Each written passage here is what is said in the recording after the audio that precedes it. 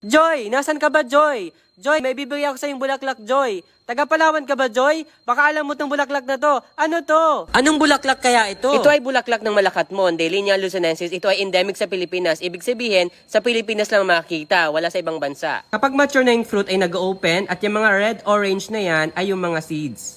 Dihisan fruit ba ang tawag doon? Alam mo ba, Joy, kung bakit gusto ko itong ibigay sa'yo? Dahil may kakaiba itong katangian. Alam mo ba yon? Makinig ka. Ang bulaklak ng Malakatmon ay may structure na tinatawag na staminodes, yung tinuturo ng mga arrows. And the red ones there are the true stamens. Sa Malakatmon, nandoon sa labas ng outer true stamens ang mga staminodes. Ano nga ulit? Staminodes, staminodes, staminodes are mga modified or reduced stamens that do not produce functional pollen. Functional pollen. Pollen luna? Hindi porket baog, wala nang silbi. Marami ginagampanan ng staminode sa bulaklak para ma-improve ang olfactory and visual signals that draw in more pollinators. Para mas makapang-akit pa ng ibang pollinators. May mga staminodes din na nagpo-produce ng nectar, kaya ito yung nagbibigay ng reward sa ibang pollinators. Sana all sa trabaho o jowa, may reward system din.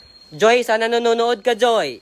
Dahil maalam ng reward system yung staminodes, mas makaakit ito ng iba't ibang klaseng pollinators. At kung nagustuhan mo ko, Joy, ista yung video, i-follow mo ko dahil nakaganda ng buhay ang may alam.